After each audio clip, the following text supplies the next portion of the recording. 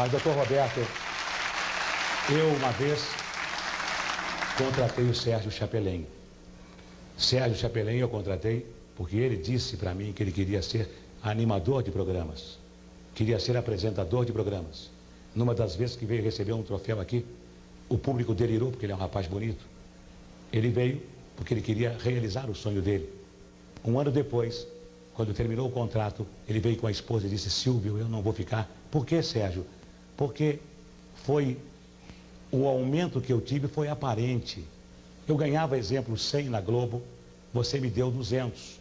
Mas agora a Globo não deixa que os meus comerciais entrem na Rede Globo, e aonde eu ganhava muito era com os meus comerciais. E como a Globo não deixa mais que os meus comerciais entrem na Rede Globo, eu vou voltar para a Globo, porque lá eu ganho menos de ordenado, mas eu ganho mais quando os meus anúncios são colocados na Globo.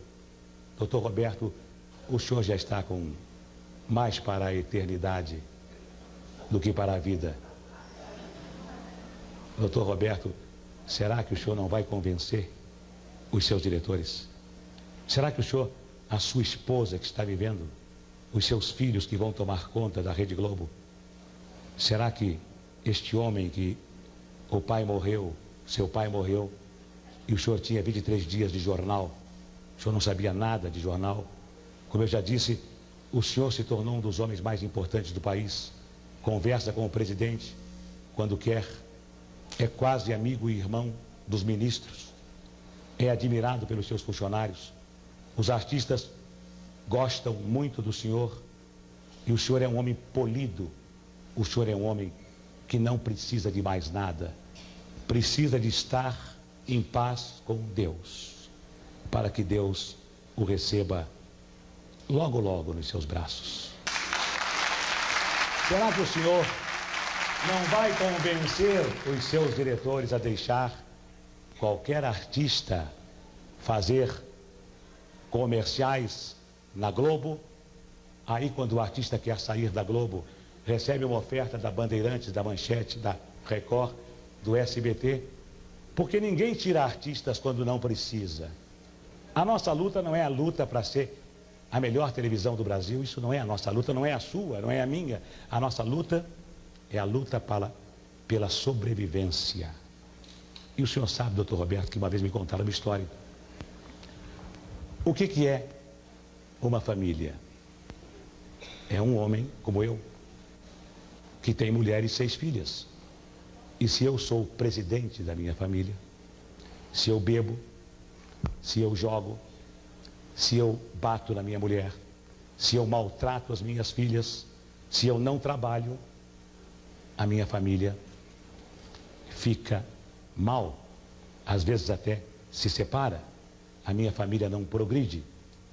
Doutor Roberto, e o que é um país? Um país são milhares de famílias. Me contaram uma fábula que numa cidade haviam 20 mil pessoas, 10 mil trabalhavam para o Camargo Correia e 10 mil trabalhavam para o Aguiar do Bradesco. E quando 10 mil trabalhavam para cada um, e ambos eram responsáveis pelas 20 mil famílias. E quando o Amador Aguiar perdia 5 mil funcionários para o outro empresário, Camargo Correia, ficava com 15 mil. E o Amador Aguiar ficava com 5. A Amador Aguiar dizia: felizmente, menos trabalho. E o Camargo Correia dizia: ih, meu Deus do céu, mais responsabilidade. Vieram mais 5 mil para a minha empresa, eu tenho 15 mil. Mas, no fundo, é tudo igual. Os responsáveis pelas 20 mil pessoas. Nós somos responsáveis pelas muitas famílias que vivem no Brasil. Não importa, doutor Roberto, que elas estejam no SBT, que elas estejam na Record, na Gazeta, não importa que elas estejam na ESSO, que elas estejam na General Motors ou na Quitanda, importa que elas estejam com emprego, ganhando o suficiente para ter casa, comida, médico, remédio escola para os filhos. A nossa responsabilidade aumenta quando nós temos mais funcionários. A nossa responsabilidade diminui quando nós temos menos funcionários. Quando o senhor tem mais funcionários do que eu, o senhor é mais responsável. O senhor trabalha mais. Quando eu tenho mais funcionários do que o senhor, eu sou mais responsável. Eu trabalho mais. O senhor não precisa mais de dinheiro, tenho certeza. Eu também não. Mas os nossos funcionários precisam de dinheiro.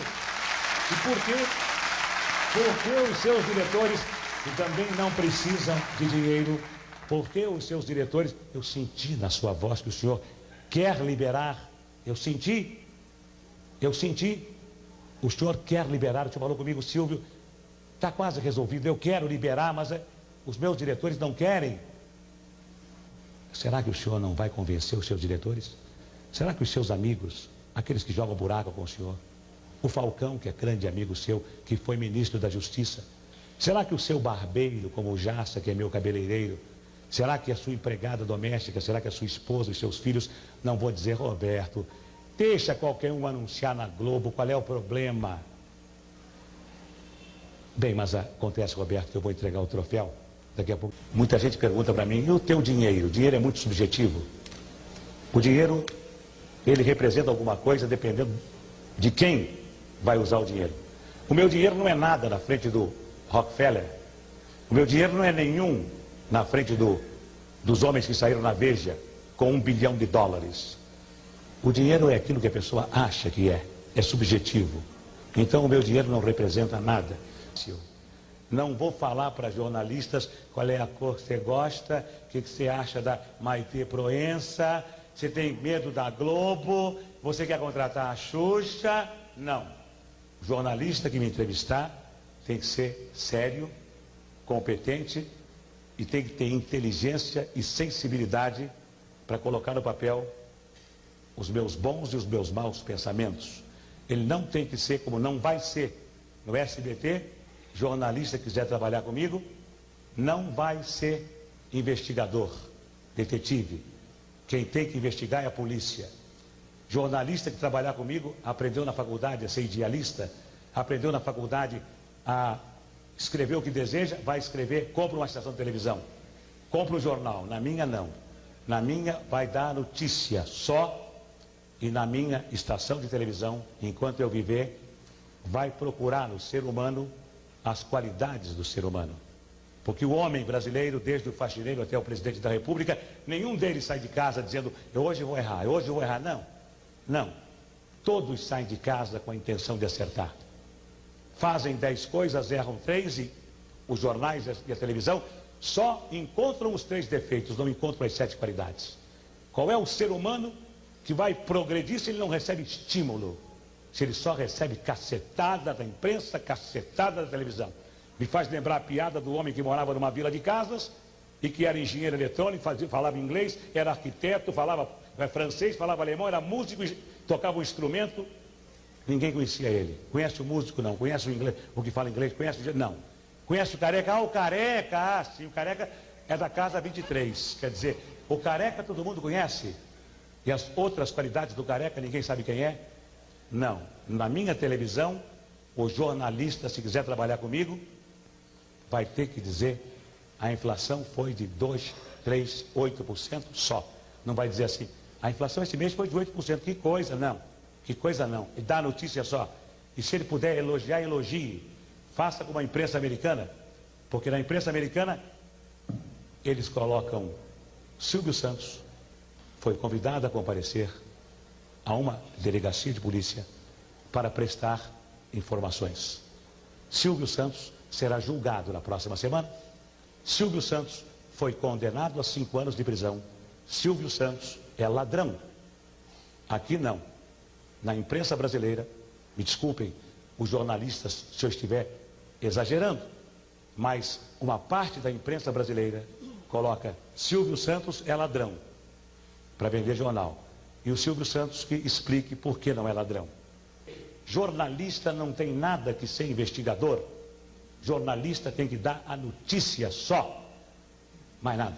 e tem que, se possível, elogiar o ser humano para que ele seja estimulado e para que desde o faxineiro ao presidente da República todos trabalhem pelo bem comum. Esta é a filosofia da minha empresa e dos jornalistas que trabalharão comigo. Se não quiserem, comprem um jornal, ganhem uma concessão de televisão. E o dia que o governo não quiser mais do Silvio Santos como concessionário, chega perto de mim e fala, não quero mais, eu entrego. Eu não nasci dono de televisão, eu fui dono de televisão porque os donos de televisão fecharam as portas para mim. E eu então, quando se fecha uma porta, Deus abre uma janela. Fui obrigado a ser dono de televisão, a comprar 50% de ações. Eu não nasci dono de televisão, nasci animador de programas. Continuaria sendo animador de programas se os homens não fossem tão vaidosos, tão poderosos. Sou um homem vaidoso pela minha condição de animador, mas não quero ser um homem poderoso. Não precisa ser poderoso. Sou poderoso com a minha consciência.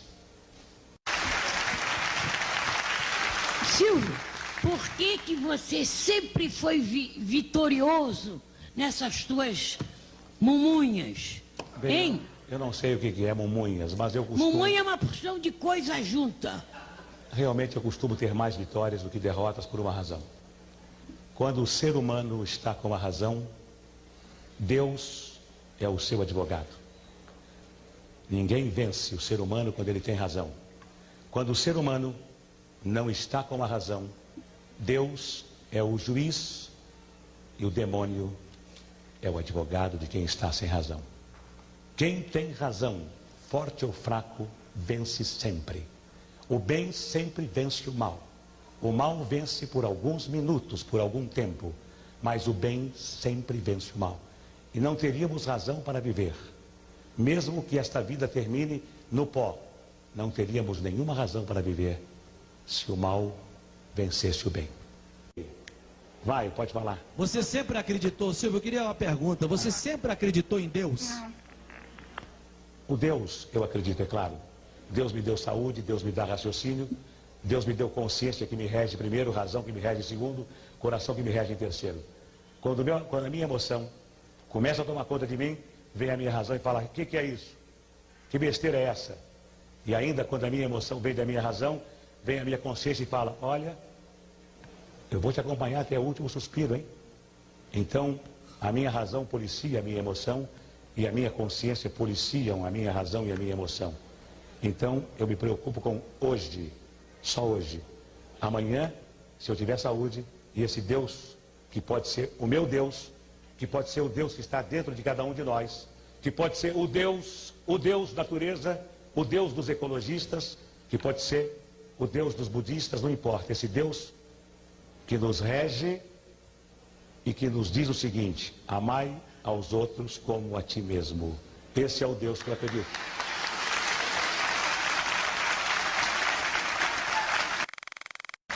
Mais alguma pergunta pelo telefone? Pode fazer. Alô? Alô, pode falar? Silvio? Hein? Ai, nem acredito. Poxa, que maravilha estar falando com você. Muito obrigado. A senhora é muito gentil. Enorme. Diz pra mim. A minha mãe tem 67 anos, é fã incondicional sua, viu? Como é que ela chama? É Dona Benedita, aqui de Pirituba. Um beijo pra ela. E como é que você chama? É Vera Lúcia. Vera, o que é que você quer saber? Olha, eu quero saber uma pergunta bem objetiva. Eu quero saber se você acredita na vida eterna. Olha, eu acho que sim. Eu sinto dentro de mim, errado ou acertadamente, que eu já tive outras vidas e que outras vidas terei. Acho que a teologia, o catolicismo, o judaísmo, o maometismo, as religiões, elas todas são convertidas para um Deus. Esse Deus pode ser até o que está dentro de cada um de nós.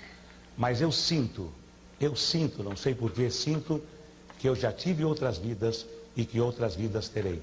Só isso. Certo, muito obrigada. Um forte abraço para você, bastante saúde, viu? Qual foi a sua maior tristeza, a sua maior alegria? A minha maior tristeza foi a morte da minha esposa, chamada Cida, aos 39 anos de idade, com câncer no estômago.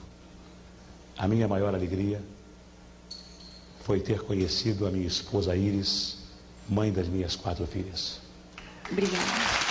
Eu queria saber como é que a gente ganha tanto dinheiro, Silvio Santos. Trabalhando e fazendo o seguinte, acreditando naquela frase que algum filósofo disse uma vez num livro: ganha dinheiro com 10% de inspiração e 90% de transpiração. Só.